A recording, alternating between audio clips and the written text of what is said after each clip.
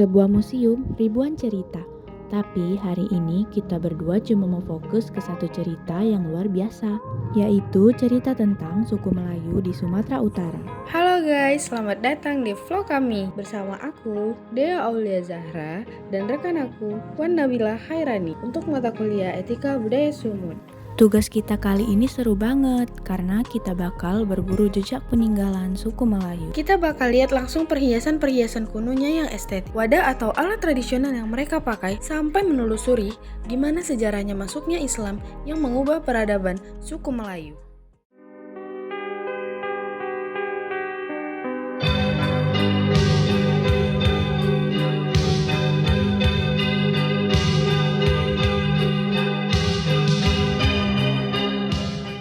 Guys, sekarang kita membahas sejarah suku Melayu di Sumatera Utara. Berdasarkan informasi resmi dari museum, masyarakat Melayu di Sumatera Utara umumnya mendiami wilayah pesisir timur. Ternyata ada 4 penanda budaya utama yang khas banget dari suku Melayu. Pertama, pastinya bahasa Melayu. Kedua, mayoritasnya memeluk agama Islam. Ketiga, mereka terkenal jago merangkai kata lewat pantun. Dan yang terakhir, pakaian tradisionalnya yang khas dengan penutup kepala bernama destar. Selain itu, suku Melayu di Sumatera Utara ini nggak cuma satu kelompok homogen aja, tapi terbagi lagi berdasarkan daerah pemukimannya yang dulu berbentuk Swapraja atau Kesultanan Melayu. Di antaranya ada Melayu Deli, Melayu Langkat, Melayu Serdang, Melayu Batubara, Melayu Asahan, sampai Melayu Labuhan Batu yang mencakup wilayah Bilah, Kualuh, dan Panai, dan Kota Pinang. Sekarang kita masuk ke bagian yang paling estetik dan berkilau di museum ini. Apalagi kalau bukan perhiasan tradisional etnik Melayu.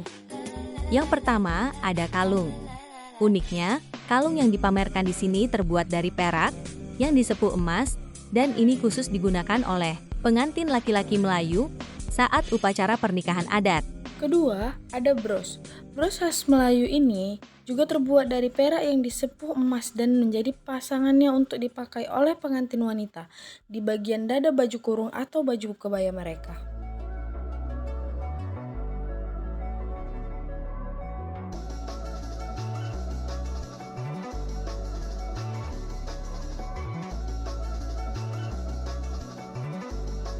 Terus, ada satu lagi perhiasan yang gak boleh ketinggalan, yaitu pending atau ikat pinggang tradisional. Pending khas Melayu di museum ini terbuat dari perak kuno.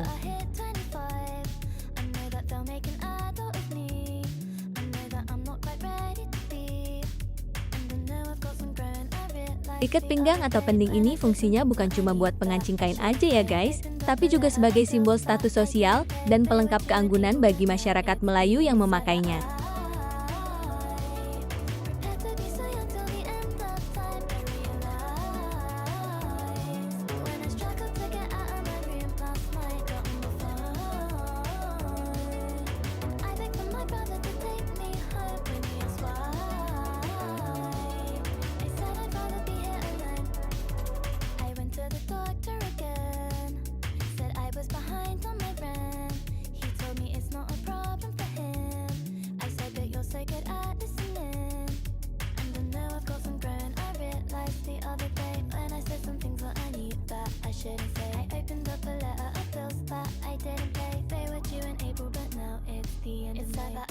Sekarang kita bergeser ke etalase alat tradisional sehari-hari.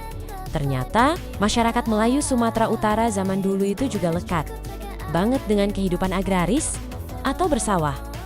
Sabit atau sheti, alat untuk memotong padi yang dipergunakan oleh etnik Melayu. Penggunaan sabit juga dikenal di berbagai daerah di Indonesia. Kuku kambing, alat yang dipakai oleh etnik Melayu untuk menanam padi dengan cara menancapkan benih padi di sawah. Oke guys, geser sedikit dari alat-alat sawah tadi. Di etalase sebelah sini, ada satu alat kuno yang namanya gahar banget cula. Eits, tapi ini bukan cula badak ya guys. Di kebudayaan etnik Melayu Sumatera Utara, cula adalah alat tradisional yang dipakai untuk mengupas atau membuang sabut kelapa.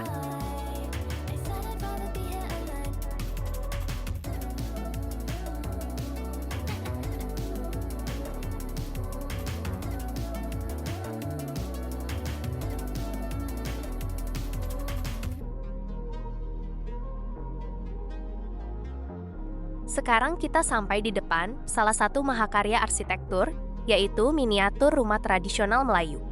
Rumah tradisional Melayu umumnya berbentuk panggung dan berdiri di atas tiang-tiang berdenah persegi, serta jendela-jendela yang biasanya berukuran besar. Ornamen tradisional dapat dijumpai di dalam maupun di luar rumah. Sebuah rumah Melayu umumnya memiliki beranda, ruang induk, dan dapur. Nah guys, kalau ngomongin wadah tradisional suku Melayu, mereka terkenal banget dengan kerajinan anyaman dari daun pandan, bambu, atau rotan.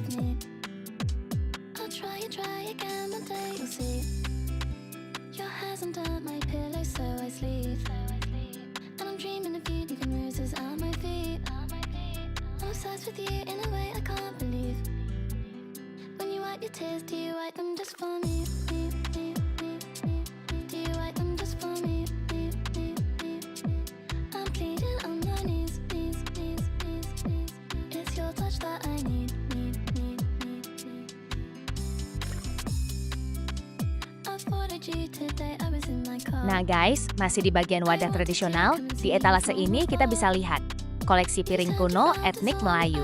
Mereka pakai periuk tanah khusus untuk memasak nasi, belango tanah untuk memasak lauk, dan pinggan tanah sebagai wadah untuk menyajikan sayur dan daging. Selain wadah dari tanah liat, di sini kita juga bisa lihat ada gebuk, teko kuno yang dipakai sebagai tempat air minum, dan piring-piring porselen yang estetik. Suku Melayu juga punya wadah penyimpanan khusus bernama cepuk, yang fungsi utamanya adalah untuk menyimpan perhiasan-perhiasan berharga mereka.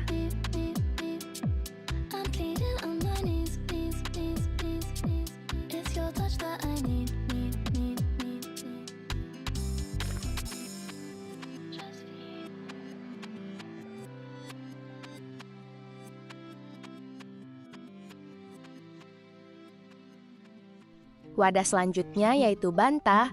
Banta ini adalah wadah khusus yang digunakan saat prosesi pernikahan, tepatnya waktu upacara makan berhadap-hadapan antara pengantin, laki-laki dan perempuan.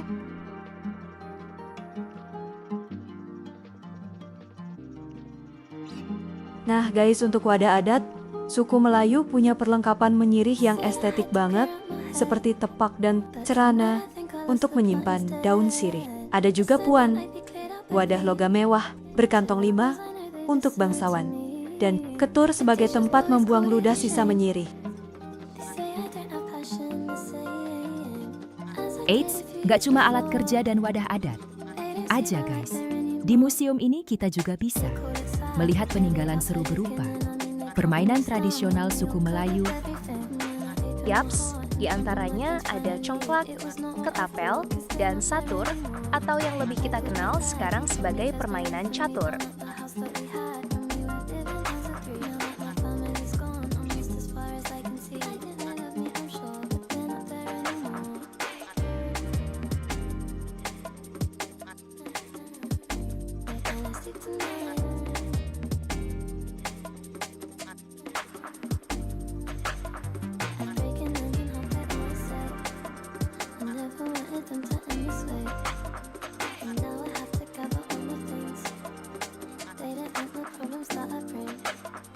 Nah guys, sekarang kita masuk ke poin yang sangat krusial, yaitu sejarah masuknya Islam di suku Melayu.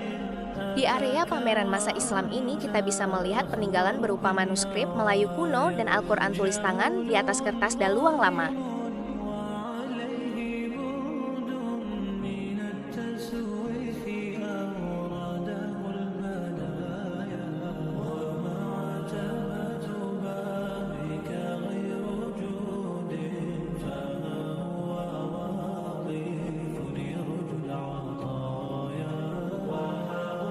Salah satu bukti kejayaan dan peninggalan Islam yang paling megah bisa kita lihat dari sejarah Masjid Azizi di Tanjung Pura, Langkat. Bener banget, masjid bersejarah ini mulai dibangun pada masa Sultan Tengku Muhammad Abdul Aziz yang merupakan Sultan Langkat ke-7. Masjid ini didirikan sebagai simbol pusat penyebaran agama Islam sekaligus lambang kemakmuran Kesultanan Langkat pada masanya.